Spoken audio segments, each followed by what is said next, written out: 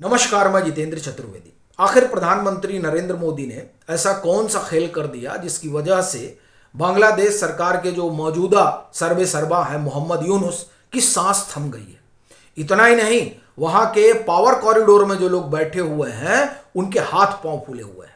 हालात ये हैं कि सेना को अलर्ट मोड पर डाल दिया गया है।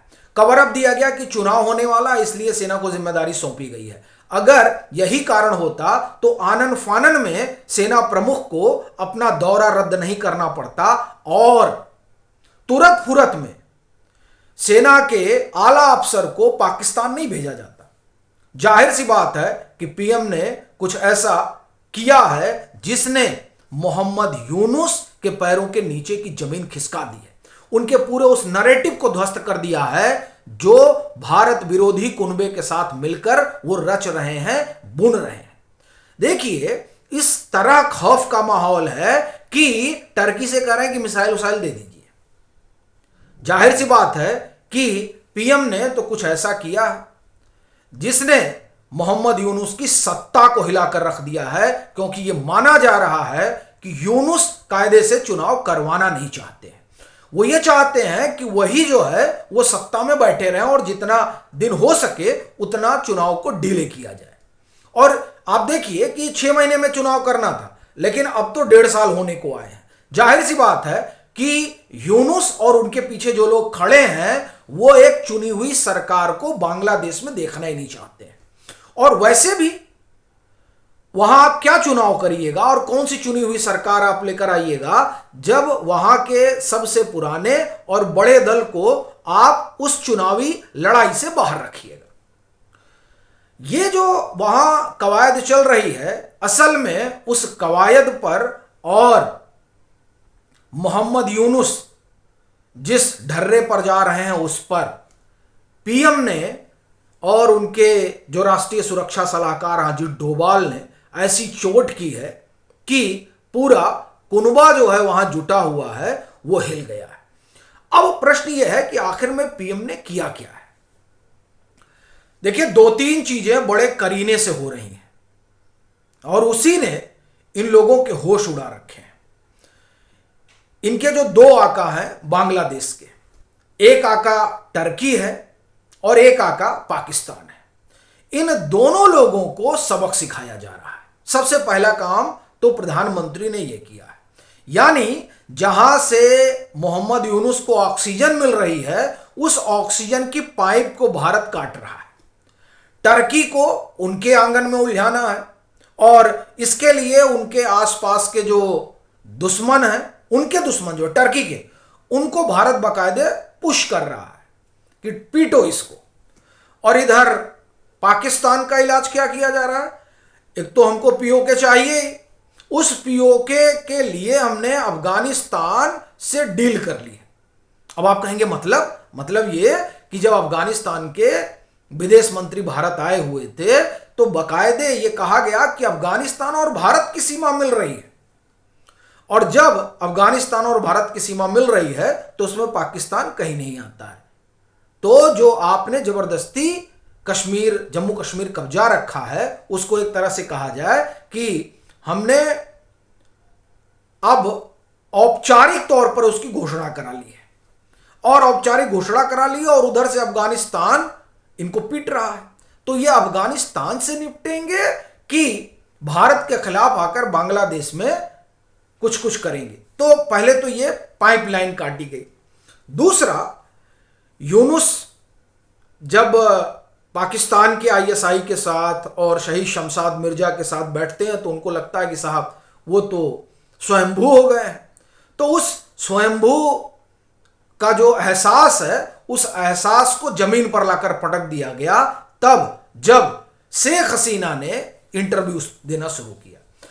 वो जो साक्षात्कार दे रही हैं वो साक्षात्कार बांग्लादेश के जो ये सर्वे सर्वा हैं, जो पाखंड दिखा रहे हैं कि हम तो लोकतंत्र के मसीहा यानी मोहम्मद यूनुस, उनके प्रपंच को शेख हसीना का साक्षात्कार ध्वस्त कर रहा है।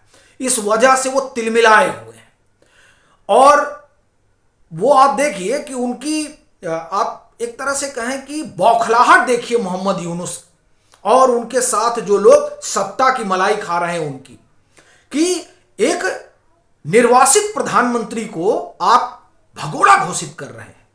इसे कहते हैं बेशर्मी। एक तो आपने चुनी हुई सरकार का तख्तापलट कर दिया, और उसके बाद में जब आपको लगा कि नहीं, शेख हसीना वहां से बैठकर बहुत कुछ कर सकती हैं, क्योंकि उनका जन समर्थन जो है वो बांग्लादेश में बहुत व्यापक है, उस जन समर्थन से घबराया हुआ सीआईए का टट्टू यानी मोहम्मद यूनुस वो क्या कर रहे हैं? वो कर ये रहे हैं कि उन्हें भगोड़ा घोषित करवा रहे हैं, मतलब करवा दिए हैं, ताकि बांग्लादेश में जो उनका जन समर्थन है वो जन समर्थन न सिर्फ खत्म किया जाए, बल्कि वहां पर भारत विरोध की एक हवा तैयार की जाए। क्योंकि आप भगोड़ा घोषित करेंगे, फिर कहेंगे देखिए हमारे यहां का जो भगोड़ा है, हमारे यहां का जो अपराधी है, उसको भारत ने शरण दे रखी है। इसके सहारे आप जो है, यानी ये जो मोहम्मद यूनुस है, वो एक तो अपने लिए समर्थन जुटाना चाहता है, लेकिन वो कहा जाता है ना कि तुम डाल डाल तो हम पात पात। पीएम इस बात को समझ रहे हैं कि किस तरीके से ये बांग्लादेश को अड्डा बना रहे हैं। अभी देखिए क्या खबर आ रही है, पाकिस्तान का पेनिट्रेशन बढ़ा हुआ है, दिखाई दे रहा, मतलब विजिबल है ये। चीन घुस गया है एकदम। आप खबरें देखिए, ढाका ट्रिब्यून, क्या वहां लिखा जा रहा है, वहां बकायदे ये छप रहा है कि किस तरह से मोहम्मद यूनुस के आने के बाद से चाइना को स्पेस मिला है, पाकिस्तान को स्पेस मिला है। जब शेख हसीना की सरकार हुआ करती थी तब ना यहां चाइना के लिए ऐसा स्पेस था, ना पाकिस्तान के लिए ऐसा स्पेस था। लेकिन जैसे ही सरकार गई, वैसे ही सरकार गई क्या, तख्ता पलट दिया गया। और उस तख्ता पलट के बाद मोहम्मद यूनुस ने अपना पूरा, आप ये कहें कि दरवाजा खोल दिया है, आओ दोनों लोग। अब ये इस सब करने में जुटे हुए थे। पीएम आप एक तरह से कहें कि डिप्लोमेसी के मास्टर है। एक किताब आई है, आने वाले दिनों में आ जाएगी। उस किताब में जो है वो हम आपसे चर्चा कर ही चुके हैं। बड़ी चीज ये है कि जो शेख हसीना सरकार में गृह मंत्री रहे, वो क्या बयान दे रहे हैं। वो दरअसल आप देखिए, वो जो बयान आया है वो ये सब कहां से हो रहा है, भारत की जमीन से हो रहा है। यानी जो सब कुछ हो रहा है यहां शेख हसीना या उनके सहयोगी कर रहे हैं, वो सब कैलकुलेटेड मूव है भारत का। ये चीन को इसलिए जगह दे रहे हैं क्योंकि इनको लग रहा है कि चीन और भारत का आपस में 36 का आंकड़ा रहता है भी, लेकिन भारत अपनी जमीन से ऐसा कोई संदेश नहीं देना चाह रहा है। हम अमेरिका को चिढ़ा रहे हैं, लेकिन चीन को जो है कुछ नहीं कह रहे हैं। ये जो कैलकुलेटेड मूव है उसने यूनुस की और हालत खराब कर रखी है, क्योंकि यूनुस तो ग्रेटर बांग्लादेश बनाने में लगे हुए हैं। यहां जो बयान दिया गया है शेख हसीना के जो सहयोगी हैं, वो क्या कहते हैं कि जो बांग्लादेश में तख्ता पलट हुआ है, उस तख्ता पलट का कारण यह है कि अमेरिका नरेंद्र मोदी और शी जिनपिंग जैसे मजबूत नेता को एशिया में नहीं देखना चाहते हैं। अब आप देखिए, यहां पर यह भी हो सकता था कि नरेंद्र मोदी की वजह से जो है तख्ता पलट हुआ, लेकिन नहीं। आप देखिए कि बड़ा कैलकुलेटेड मूव चल रहा है भारत की ओर से, क्योंकि अभी अमेरिका को सबक सिखाना है, और जो उनका यहां टट्टू है बांग्लादेश में, उसको भी सबक सिखाना है। तो अब ये जो रणनीति चली, उस रणनीति में यूनुस की हालत खराब हो गई कि साहब हम तो चीन के लिए रास्ता खोल रहे थे, ये जान के कि चीन और भारत की भिड़ी पड़ी है, और यहां जो है भारत अपनी धरती से कुछ बोल ही नहीं रहा है।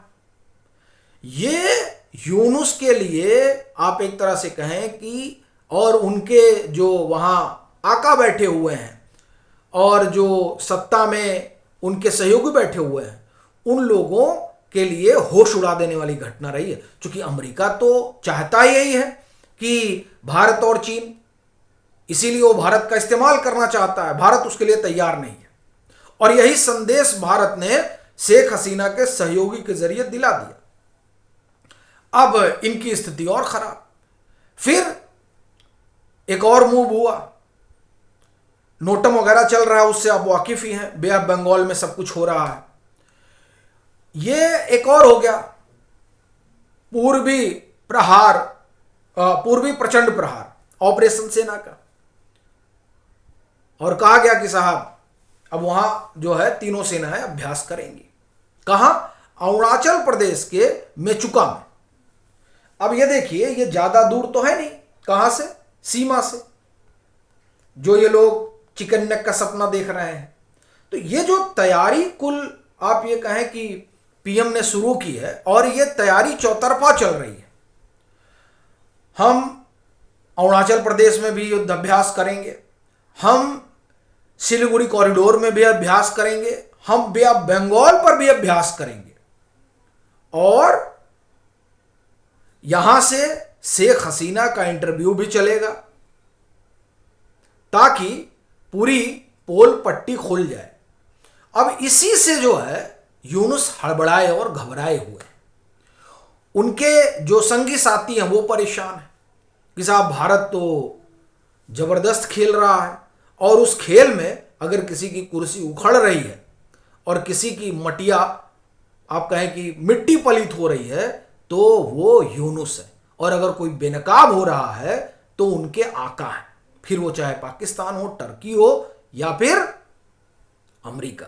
तो ये जो पूरा खेल है, इस खेल ने इन्हें हैरान और परेशान कर दिया।